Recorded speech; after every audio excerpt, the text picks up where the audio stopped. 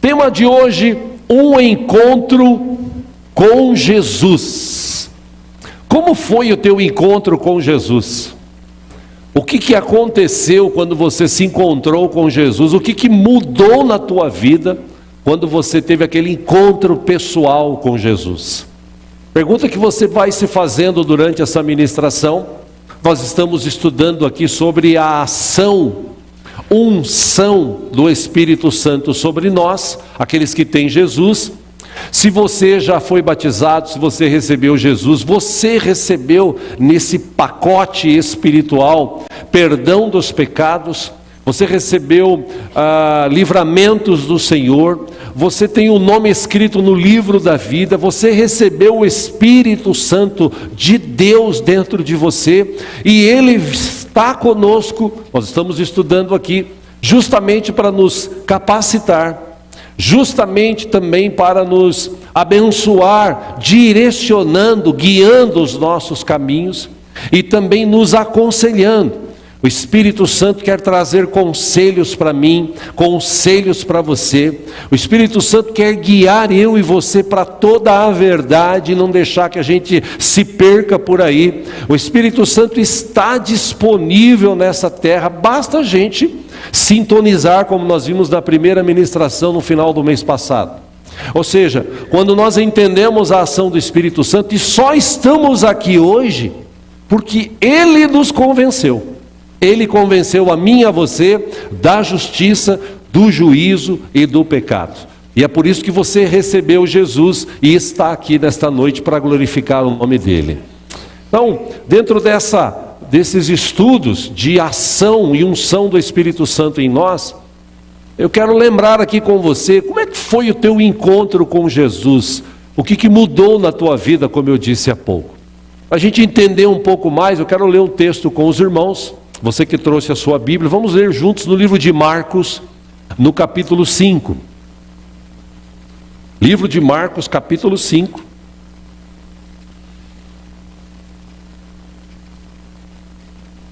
No capítulo 4, se você ler, você vai ver Jesus vivendo com os seus discípulos aquele momento no mar, e ali no chamado Mar da Galileia.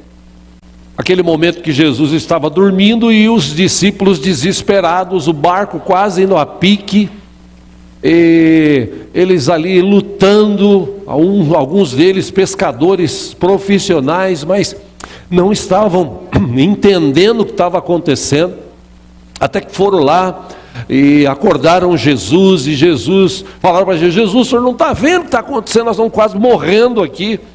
Jesus se levanta, vai lá, estende a mão, repreende os ventos, repreende o mar, vem aquela bonança, fica tudo gostoso, legal, aquele momento maravilhoso. E Jesus ainda fala para eles: ei, vocês precisam aumentar a sua fé. Chamou eles de os chamados irmãos bully, né? Irmãos de pouca fé, né? Enfim, e eles entenderam que Jesus estava ali com eles. E quem está com Jesus, ou o barco, a sua vida, quando Jesus está na sua vida, no seu barco, apesar das lutas, apesar das ondas, apesar do vento, tudo vai muito bem quando você tem Jesus como Senhor e Salvador da tua vida. Aí no capítulo 5, o texto diz assim, versículo 1: eles atravessaram o mar e foram para a região dos Gesarenos, em algumas versões da Bíblia, Gadarenos. Versículo 2: quando Jesus desembarcou, um homem com um espírito imundo veio dos sepulcros ao seu encontro. Versículo 3: esse homem vivia nos sepulcros e ninguém conseguia prendê-lo, nem mesmo com correntes. Versículo 4: pois muitas vezes lhe haviam sido acorrentados pés e mãos, mas ele arrebentara as correntes e quebrara os ferros de seus pés. ninguém, diz o texto, era suficientemente forte para dominá-lo. Versículo 5, noite e dia, ele andava gritando e cortando-se com pedras entre os sepulcros e nas colinas. Versículo 6, quando ele viu Jesus de longe, correu e prostrou-se diante dele. Versículo 7, e gritou em alta voz: que queres comigo, Jesus, Filho do Deus Altíssimo? Rogo-te, por Deus, que não me atormentes. Versículo 8, pois Jesus lhe tinha dito: saia deste homem, espírito imundo. Versículo 9, então Jesus lhe perguntou: qual é o seu nome? Meu nome é Legião, respondeu ele, porque somos muitos. Versículo 10, e implorava a Jesus com insistência que não os mandasse sair daquela região. Versículo 11, havia uma manada de porcos, uma grande manada de porcos estava pastando numa coluna próxima. 12, os demônios imploraram a Jesus: manda-nos para os porcos para que entremos neles. 13, e ele lhes deu permissão. E os espíritos imundos saíram e entraram nos porcos. A manada de cerca de 2.000 porcos atirou-se no precipício abaixo em direção ao mar e nele se afogou. Versículo 14, os que cuidavam dos porcos fugiram e contaram esses fatos na cidade e nos campos. E o povo foi ver o que havia acontecido. Versículo 15, quando se aproximaram de Jesus, viram ali o homem que fora possesso da legião de demônios, assentado, vestido e em perfeito juízo, e ficaram com medo. Versículo 16, os que estavam presentes contaram ao povo o que acontecera ao endemoniado, e falaram também sobre os porcos. 17, então, o povo começou a suplicar a Jesus que saísse do território deles.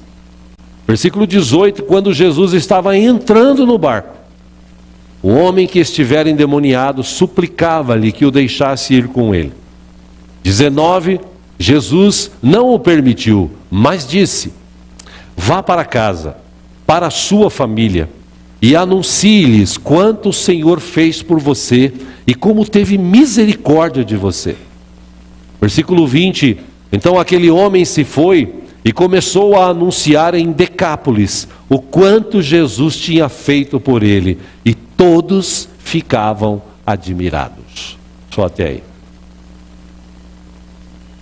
Alguns dados interessantes dessa história aqui. Essa expressão aqui, Decápolis, eram 10 cidades, 10 vilarejos, pequenas cidades, que formavam Decápolis. Cada uma tinha o seu nome. Havia Gadara, para onde Jesus foi. Havia Gerasa. Havia também Damasco e outras cidades. Inclusive, uma dessas cidades, desse Decápolis, havia uma cidade que chamava Filadélfia, mas não é aquela Filadélfia do livro de Apocalipse, é uma outra Filadélfia. Inclusive, essa cidade, Filadélfia, hoje é Amã, capital da Jordânia. Você já deve ter ouvido falar por aí. Na época de Jesus, essa cidade, as 10, mas esta Gadara, essas cidades eram próximas ao mar da Galileia. Havia alguns pequenos portos e os navios traziam comidas, levavam alguns insumos. E esta cidade especificamente, Gadara, ela era uma cidade que tinha uma arquitetura muito importante da época, vamos assim, mais desenvolvida do que as outras pequenas cidades. Era um centro comercial, e as pessoas iam para negociar e tal. E aquelas 10 cidades, aqueles 10 vilarejos, a maioria da população era greco-romana, pessoas da Grécia e de Roma.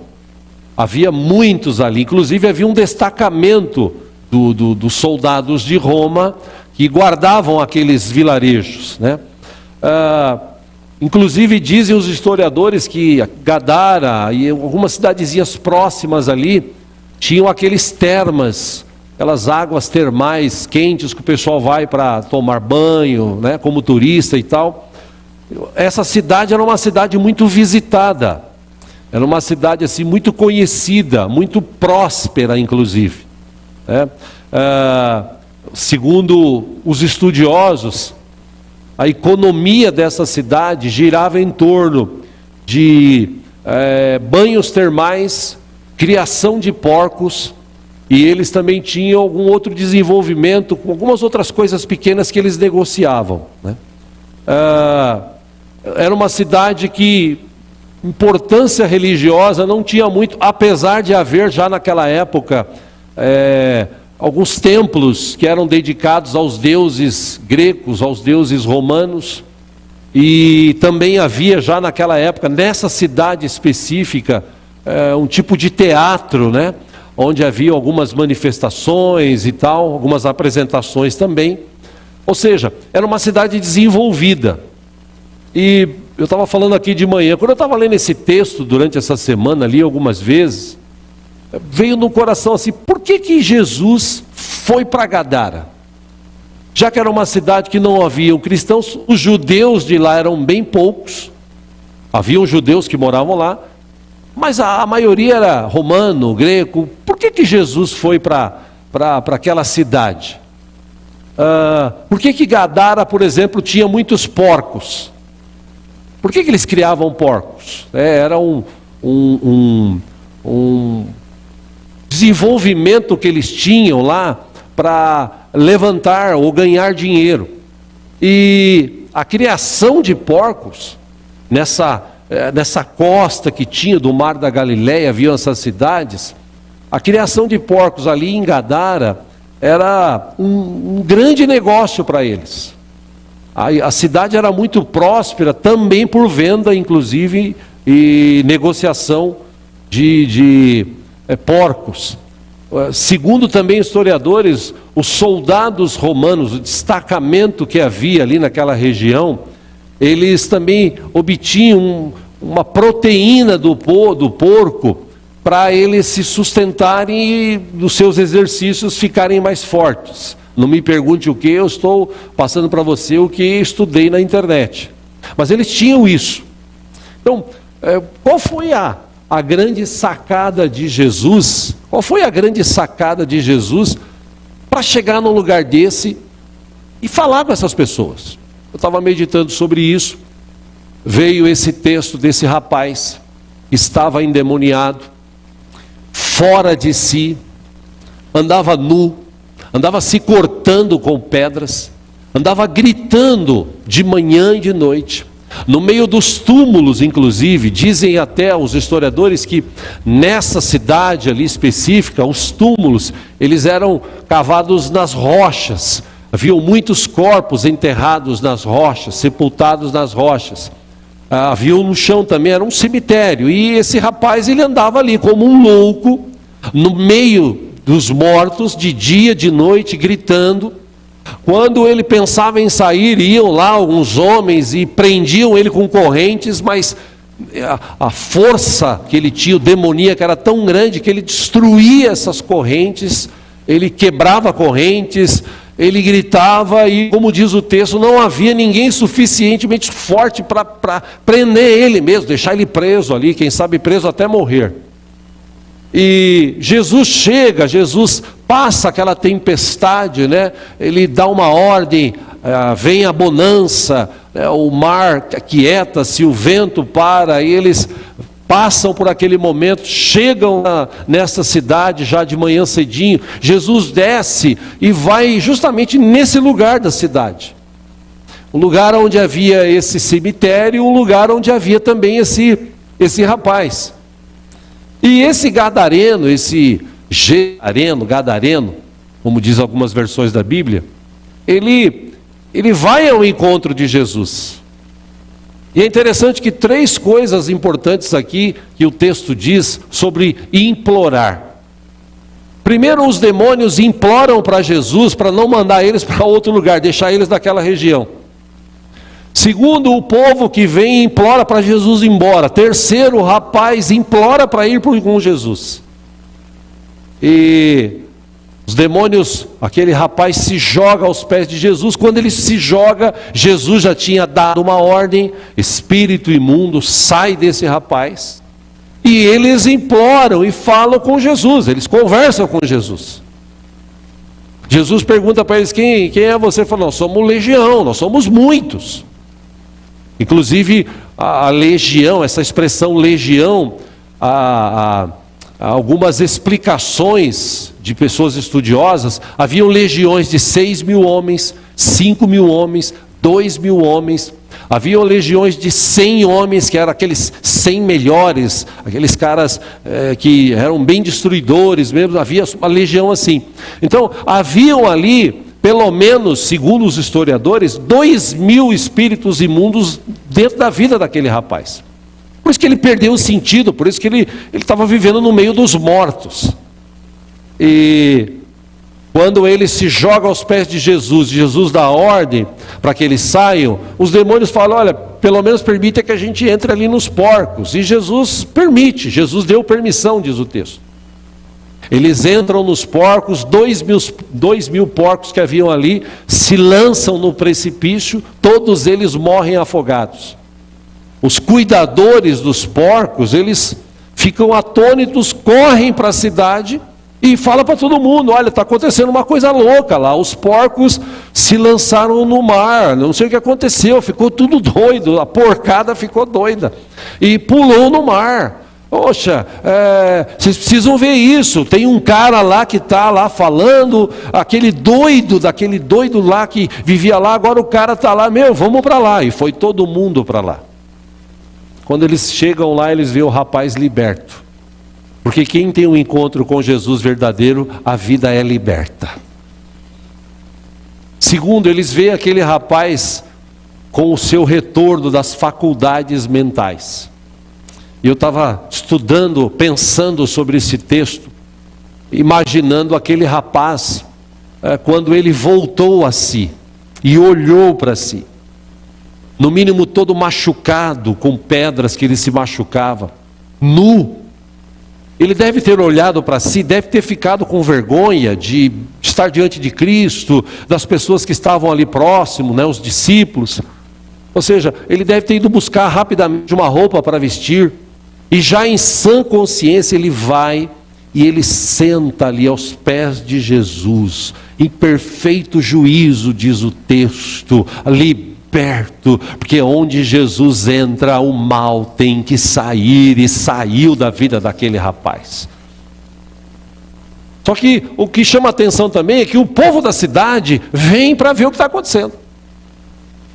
E eles olham e vê o rapaz livre. Aquele cara que vivia nu, que vivia no meio do cemitério, que vivia gritando de dia e de noite, que não tinha correntes para prendê-lo, vê o cara em sã consciência, sentado aos pés de Jesus.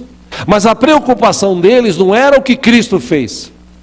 A preocupação deles são os porcos que tinham morrido. Aquela cidade, eles giravam em torno, a sua economia, a maior parte girava em torno da venda e da criação de porcos. O povo não enxerga um milagre. O povo só enxerga o que ele quer enxergar. E aqui a gente tira uma boa lição para os dias de hoje, porque parece que nos dias de hoje as pessoas que se dizem cristãs, que tiveram um encontro com Jesus, estão mais preocupadas com ganhar dinheiro, em ser feliz e tal, do que realmente ter uma vida ligada a Deus, do que mostrar através da sua vida o que Cristo fez por ele. Tem muita gente hoje em dia que vai à igreja porque é hobby, porque é gostoso, mas aparece lá e tal, de vez em quando. E na verdade, meus irmãos, quando você tem um encontro pessoal com Cristo, você não vê a hora de estar na presença de um Deus vivo e poderoso, adorando-o em espírito e em verdade, aleluia. Aquele rapaz, do jeito que ele estava e do jeito que ele ficou, não chamou a atenção do povo. Mas como Jesus tinha um plano, uma grande sacada, porque, irmãos, para pensar, era uma cidade onde haviam poucos judeus, e Jesus sempre foi misericordioso, amoroso, mas no seu início de ministério, Jesus ele queria pregar e se dedicar para os seus, para os judeus. Tudo bem que a Bíblia diz que ele veio para os que eram seus e os seus não quiseram, rejeitaram. E nós que não somos judeus, nós entendemos Jesus, fomos convencidos pelo seu Espírito, o recebemos e hoje ele é Senhor de nossas vidas, aleluia. Mas Jesus, ele imagina, por mais que ele deixasse ali alguns dos seus discípulos, dos 12, vamos dizer que ele deixasse 3, 4, para visitar aqueles vilarejos, aquelas cidades. Provavelmente eles não teriam muito sucesso. Mas Jesus pensou o seguinte: esse cara que todo mundo está vendo, a vida dele. Jesus chegou perto, e eu estou aqui pensando aqui, deve ter falado assim: eu vou mudar a vida desse cara. Jesus expulsou os demônios foram embora, aquele cara ficou são. E ele suplica: Jesus, deixa eu ir com o Senhor, eu quero te seguir, eu quero te servir. Jesus fala: não, volta para a tua casa e fala para a tua família o que Jesus fez por você, mostra para eles. Eu também fiquei imaginando, durante essa semana, esse rapaz chegando na casa dele. Meus irmãos, o pai e a mãe devem ter tomado um susto, porque, vamos dizer assim, era um cara perdido, era um cara que a família talvez nem ia ver. Por quê? Porque ele estava louco, ele estava fora de suas faculdades mentais, ele estava vivendo no meio dos mortos. Dizem alguns historiadores que até pedaços de carne humana ele acabava comendo. Ou seja, ele estava fora de si. Provavelmente, se mãe, se pai, se irmão fosse visitá-lo, talvez ele não reconheceria, porque ele estava fora de si, ele estava doido. E de repente, esse cara chega em casa e deve ter falado assim: oi pai, oi irmãos, eu estou aqui. Imagina o susto que o pai e a mãe, vamos imaginar que ele tinha pai e mãe, né? Vamos imaginar que ele tinha irmãos, o susto que eles levaram quando chega esse rapaz. E deve ter falado assim: nossa, você! Porque os vizinhos deveriam haver comentado um com o outro: pô, essa família aí é daquele louco lá, aquele doidão, aquele cara que está no cemitério, aquele cara louco, é filho desse casal, é irmão desse cara, irmão dessa mulher. Imagina os comentários.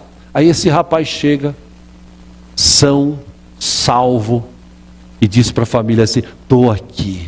Mas nossa, o que aconteceu? Eu conheci Jesus. Eu tive um encontro com Jesus tão fantástico, que todo aquele mal que estava em mim não pôde resistir ao poder, à ordem, à presença desse Jesus Cristo. Quando eu me encontrei com Ele, que esse mal saiu da minha vida, eu recobrei as minhas faculdades mentais.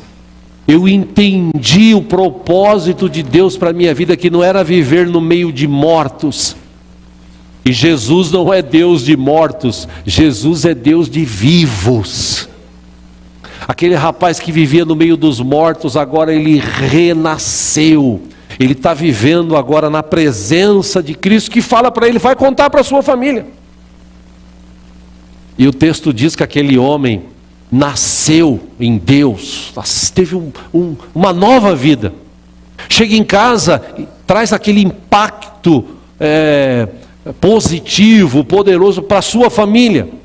E eu não sei se você percebeu, mas o texto, no finalzinho, o último versículo diz que esse jovem saiu por todas as cidades ali de Decápolis, aquelas cidades, ele saiu visitando. Porque, irmão, um cara que é doido, um cara que vivia a vida que ele vivia, um cara que não tinha corrente que prendia, um cara que andava nu, um cara que andava gritando, de dia, de noite, Isso aí espalha-se para tudo quanto é lugar. Tipo assim, igual você fala hoje assim, você vai visitar o Rio de Janeiro? Cuidado, porque o Rio de Janeiro, ele é bonito, mas tem tanto bandido. E toma cuidado, porque se você ligar o Waze e ele te mandar para uma rua errada, você está lascado. Não é mais ou menos isso que fala quando a pessoa quer ir para o Rio de Janeiro? E já aconteceu, várias pessoas que estavam ligadas no Waze, mandou entrar aqui, entrou, foi metralhado o carro. Imagina as pessoas de outras regiões falando, você vai para Gadara, comprar porco, negociar, fazer isso. Cuidado que tem um doido lá. O cara é doido, já tentaram acorrentar, mas o cara é doido. Imagina agora esse camarada chegando nessas cidades, vilarejos, e falando assim, gente, eu era aquele cara, eu vivi aquela vida, mas eu conheci um Deus vivo e poderoso chamado Jesus Cristo. Esse Jesus chegou na minha vida, trouxe um impacto tão maravilhoso que eu era aquele Jesus. Olha como eu estou hoje, olha o que Jesus fez. E o que Jesus fez por mim, Ele quer fazer por vocês. Meus irmãos, acho que o maior evangelista, por isso que eu citei aqui essa expressão, a grande sacada de Cristo foi esse rapaz se tornar um evangelista da região. Não precisou ficar discípulo. Só esse rapaz ali visitando as regiões, falando de Jesus, devem ter levado muita gente à presença do Senhor. Muita gente. Ou seja, a vida desse rapaz, ela foi impactada por conta desse encontro com Jesus. E aí, trazendo para nós hoje em dia, de prático, a minha pergunta para você, que eu fiz no começo e repito, é: o que mudou na tua vida no dia que você encontrou Jesus? O que mudou na tua vida? Você já parou para pensar nisso? Porque aquele rapaz mudou da água para o vinho. Se você olhar para a Bíblia, ver a história, por exemplo, a gente estudou aqui, domingo passado, retrasado, alguma coisa rápida sobre a vida de Paulo. O apóstolo Paulo, antes Saulo, perseguia a igreja. E um dia ele teve um encontro com Jesus no meio do caminho para Damasco. Ele ficou cego, foi levado a uma cidade próxima, ficou 3 dias ali meditando, pensando naquela luz, naquele clarão, naquela voz que ele ouviu. E depois de 3 dias alguém ora por ele, ele recupera a visão. Imagina esse Paulo agora transformado, saindo, um cara que perseguia, agora está falando do Jesus que ele perseguia. Ou seja, a vida de Paulo mudou da água para o vinho. Tanto que ele escreve numa de suas escritas, a igreja da Galácia, Gálatas capítulo 2, acompanha aqui no telão, versículo 20. Ele escreve assim: fui crucificado com Cristo. Tipo assim, a minha vida já era, agora eu vivo a vida com Cristo. Assim, já não sou eu quem vive, mas Cristo vive em mim. A vida que agora vivo no corpo, vivo-a pela fé no Filho de Deus que me amou e se entregou por mim. Se você olhar para a Bíblia e ver a vida de Pedro, quem era Pedro? Um pescador, ignorante, um homem que falava pelos cotovelos, tomava as decisões sem pensar, falava coisas sem pensar. Jesus o chama, o torna discípulo. Ele passa 3 anos com Jesus, e depois de 3 anos com Jesus, Jesus olha para ele e fala assim: Pedro, eu estou orando por vocês, porque o Satanás pediu para peneirar vocês e tal, mas eu pedi ao Pai, tipo assim, tem misericórdia deles e tal. E Jesus ainda fala assim: olha, Pedro, quando você se converter, poxa, irmãos, 3 anos do lado de Jesus, o cara não tinha se convertido. Quantas pessoas hoje se dizem cristãs e parece que ainda não se converteram, não entenderam o que é ser cristão, cristã. Pedro, na sua impetuosidade, ele fala: não, Jesus, que é isso, eu estou aqui, eu estou contigo e não abro. Se for possível, eu vou contigo até a morte, eu dou minha vida pelo Senhor. E Jesus fala: calma, Pedro, antes que o galo cante 3 vezes você vai me negar. E quando isso acontece, ele vai embora decepcionado, triste. Mas Jesus ama tanto a gente, meu irmão, Jesus te ama tanto que Ele não desiste de você. Enquanto houver vida em você, eu gosto de escrever isso quando eu mando os devocionais, porque enquanto houver vida em nós, Deus não desiste da gente. Deus sempre prepara um jeito de uma palavra, um abraço, uma pessoa, um texto bíblico, falar ao meu, ao teu coração para a gente continuar firme. Jesus foi lá, falou com o Pedrão, Pedro ouviu Jesus, Jesus ministrou na vida dele. A partir daquele momento, Pedro revela o seu amor mesmo por Cristo Jesus e passa a se tornar um grande homem, um grande apóstolo, que começou a igreja ali, que direcionava as pessoas, que estava ali como uma das lideranças da igreja. Ou seja, Pedro também, quando encontrou Jesus, a vida dele mudou. Eu podia citar aqui várias pessoas, mas eu estou falando de nós hoje. O que mudou na tua vida quando você se encontrou com Jesus? Como é que eram os teus relacionamentos com a tua família? Tua esposa, marido, filhos, pais, tios, primos. Como é que era o teu relacionamento com os teus amigos? Os teus vizinhos?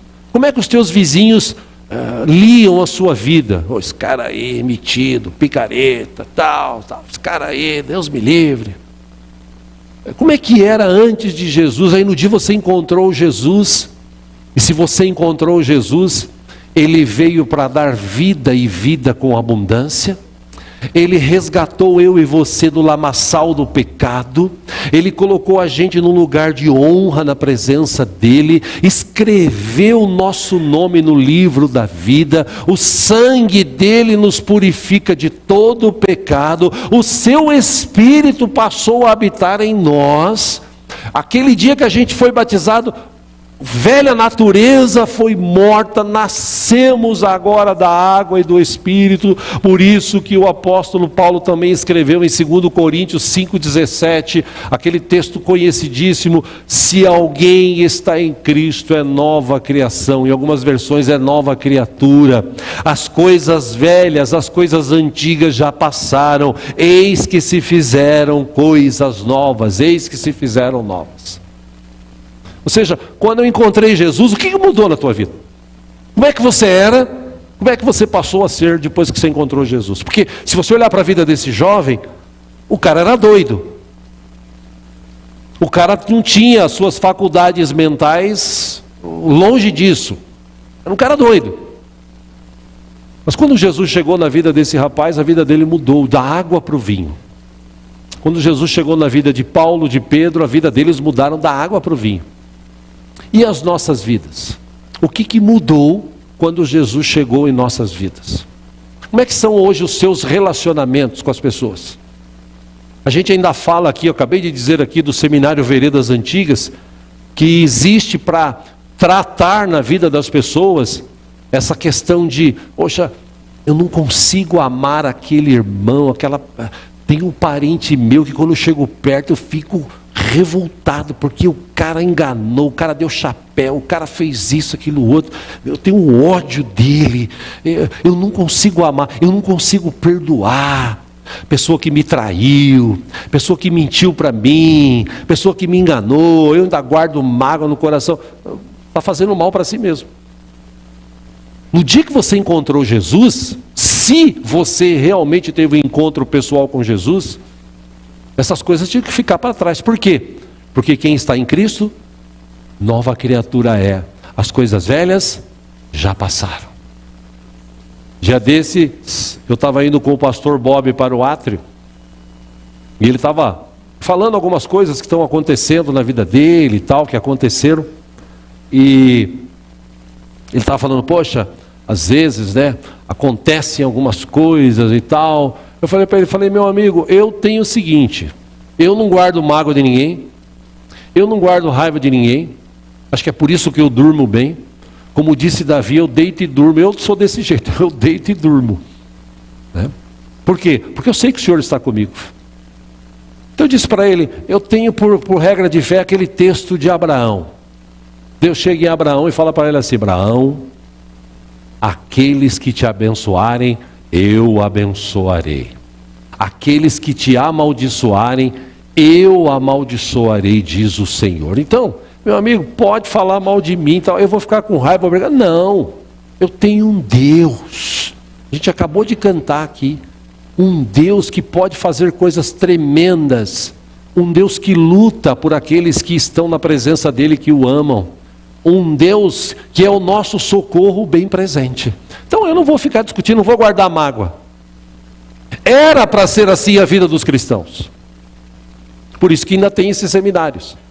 Para ajudar pessoas nessa libertação. Ou seja, meu irmão, o que mudou na tua vida? Você passou a ser uma pessoa mais amorosa? Você passou a ter mais misericórdia dos outros? Você, a partir do momento que teve encontro com Jesus, se na vida desse rapaz o semblante mudou, acho que a tua vida também deveria mudar o semblante, o jeito de você falar, o jeito de você se expressar. Isso aconteceu?